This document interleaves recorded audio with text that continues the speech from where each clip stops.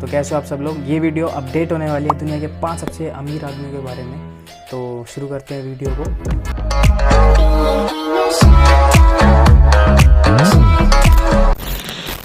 Number 5, तो 5वें number पे आते हैं अपने मुकेश अंबानी जी, जो भारत के सबसे अमीर आदमी हैं। और इनका नाम सुनते ही एक नाम दिमाग में आता है, वो है जियो का। तो ये सब शुरू तब हुआ जब ये स्टैनफोर्ड यूनिवर्सिटी से अपनी ग्रेजुएशन कंप्लीट करके इंडिया आए और अपने पिता धीरू भाई अंबानी के बिज़नेस में उनका हाथ बटाने लगे। तब इनकी कम्युनिकेशन की कंपनी नहीं थी, ना कोई इलेक्ट्रॉनिक की कंपनी थी। तब इनकी जो कंपनी थी वो थी पॉलिस्टर मैन्युफैक्चरिंग कंपनी थी। तब उसी कंपनी में इन्होंने एज एन एम्प्लॉय ज्वाइन किया और इनका काम करने का तरीका इनके पिता को बहुत पसंद आया। तो उन्होंने इन्हें उस कंपनी का CEO बना दिया। तो CEO बनने के बाद इन्होंने रिलायंस कम्युनिकेशन की स्थापना की। और फिर जब डिमोनेटाइजेशन हुआ, नोटबंदी हुई, तो नवंबर 2016 में इन्होंने जियो को लॉन्च किया। जियो ने लॉन्च होते ही पूरी टेलीकॉम इंडस्ट्री में तबाही मचा दी। अपने पहले 170 दिनों में उसने 110 करोड़ सिम कार्ड्स बेचे और इसी के साथ देश की नंबर 1 टेलीकॉम कंपनी बनी। जियो के आने के बाद रिलायंस का स्टॉक कभी रुका ही नहीं, बढ़ता ही चला गया। और जिसका ये परिणाम निकला कि मुकेश अंबानी आज दुनिया के 5वें सबसे अमीर आदमी हैं। इनकी टोटल नेटवर्थ $88.8 बिलियन या फिर इंडियन रुपीज़ में कहें तो 6,55,000 करोड़ है। लॉकडाउन के टाइम पे पूरे देश में किसी एक आदमी का फ़ायदा हुआ है ना, तो वो है मुकेश अंबानी, जिनकी नेटवर्थ में 80% का इंक्रीज़ आया। और महीने भर पहले उनको पीछे छोड़ने वाला ये आदमी जो कि चौथे नंबर पे है, वो है इलॉन मस्क, टेस्ला के CEO और SpaceX के मालिक।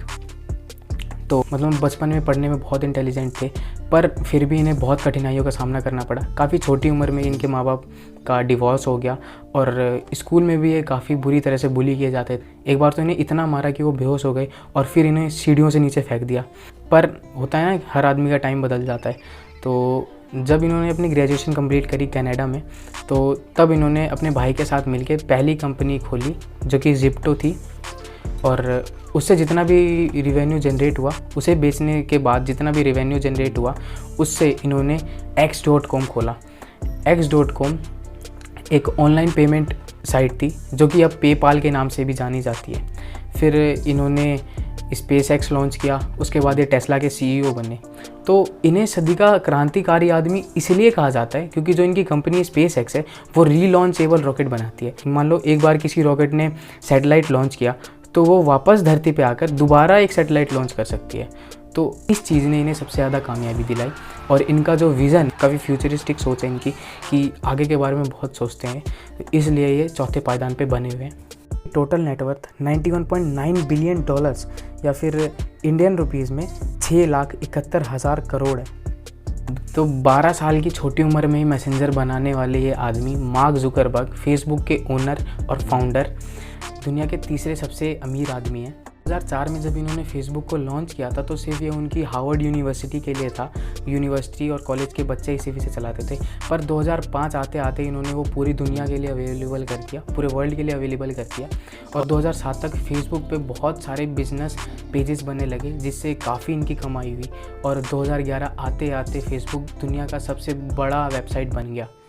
तो इतनी बड़ी विजनरी सोच के साथ बाद इन्होंने व्हाट्सअप और इंस्टाग्राम जैसे सिमिलर ऐप्स भी खरीद लिए। आज ये दुनिया के तीसरे सबसे अमीर आदमी। इनकी टोटल नेटवर्थ $100 बिलियन या फिर इंडियन रुपीज़ में 7,29,000 करोड़ है।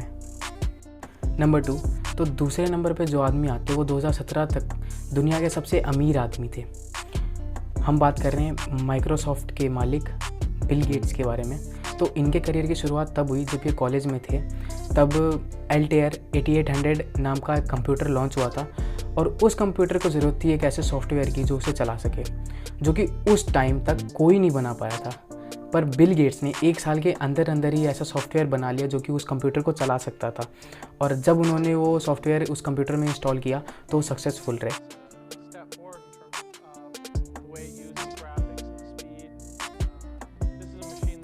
और IBM उस टाइम की सबसे बड़ी कंप्यूटर मैन्युफैक्चरिंग कंपनी ने इन्हें प्रपोजल दिया कि आप आइए और हमारे कंप्यूटर्स में अपने बनाए हुए सॉफ्टवेयर लगाइए। तो काफ़ी सालों तक इन्होंने IBM के साथ काम किया। फिर IBM ने अपना खुद का सॉफ्टवेयर लॉन्च कर दिया और इनको IBM का साथ छोड़ना पड़ा। तब इन्होंने अपनी खुद की कंपनी माइक्रोसॉफ्ट विंडोज़ 1995 में लॉन्च किया और अपना सबसे पहला सॉफ्टवेयर विंडोज़ 95 लॉन्च किया। और उस टाइम दुनिया के हर एक कंप्यूटर में विंडोज़ का सॉफ्टवेयर था और आज भी कोई ऐसा सॉफ्टवेयर या कोई ऐसी कंपनी नहीं आ पाई है जो कि माइक्रोसॉफ्ट कंपनी की बराबरी कर सके और ये दुनिया के दूसरे सबसे अमीर आदमी बने हुए हैं। उनकी टोटल नेटवर्थ 110 बिलियन डॉलर्स और इंडियन रुपीज़ में 8,10,000 करोड़ है। तो नंबर 1 से पहले अगर आपने इस चैनल को सब्सक्राइब नहीं किया है तो 2 सेकंड का टाइम ले लो और नीचे जाके वो जो रेड कलर का बटन है ना उसे दबा दो। तो इससे क्या होगा, फ्यूचर में और भी जब इंटरेस्टिंग वीडियोस आएंगी ना तो आपके पास नोटिफिकेशन आ जाएगा। तो अब बढ़ते हैं नंबर 1 की तरफ। नंबर 1, तो दुनिया के सबसे अमीर आदमी कोई और नहीं, अपने अमेज़ॉन कंपनी के मालिक जेफ बेजोस हैं। तो अमेज़ॉन का शुरुआत एक गैराज से स्टार्ट हुआ था और शुरुआत में अमेज़ॉन बुक्स बेचा करती थी। तो ये सब ऑफलाइन ही था पहले, इंटरनेट ना होने की वजह से। इंटरनेट आने के बाद जेफ बेजोस ने ये सोचा कि इंटरनेट में वो पोटेंशियल है, वो क्षमता है कि अपने बिज़नेस को और बड़ा किया जाए। तो उस टाइम लगभग सारी कंपनीज़ ऑनलाइन हो गई थी, सब कुछ सही चल रहा था, बहुत बढ़िया से सारी कंपनीज़ की ग्रोथ हो रही थी, बहुत पैसा कमा रहे थे लोग। पर एकदम से साल 1996 में .com बबल आया। .com बबल के आते ही सब कुछ बर्बाद हो गया और कुछ ही ऐसी कंपनीज़ रह गई जिन्होंने .com बबल को झेल लिया, उसमें से अमेज़ॉन भी एक थी। और इसके बाद साल 1997 में जैसे कि कुछ ही कंपनीज़ इंटरनेट पे रह गई थी तो अमेज़ॉन बहुत तेज़ी से ग्रो करने लगी और इसकी बढ़ती ग्रोथ को देख के जेफ बेजोस ने ये तय किया कि अब अमेज़ॉन पे हर एक तरह की चीज़ें, सिर्फ किताबें ही नहीं, हर एक तरह की चीज़ें मिलेंगी। तो हमारे डेली यूजेस में जितनी भी तरह की चीज़ें होती है, जैसी भी चीज़ें होती है, वो सब अमेज़ॉन पे आज अवेलेबल है। और आज अमेज़ॉन दुनिया में 150 से भी ज़्यादा देशों में होम डिलीवरीज देती है और इनकी टोटल नेटवर्थ 200 बिलियन डॉलर्स और इंडियन रुपीज़ में बात करें तो 14,18,000 करोड़ है। आज के लिए बस इतना ही। वीडियो तो अच्छी लगी होगी। तो जो अपनी अगली वीडियो आने वाली है वो इंडिया के बहुत बड़े सिस्टम के बारे में, तो तैयार रहना।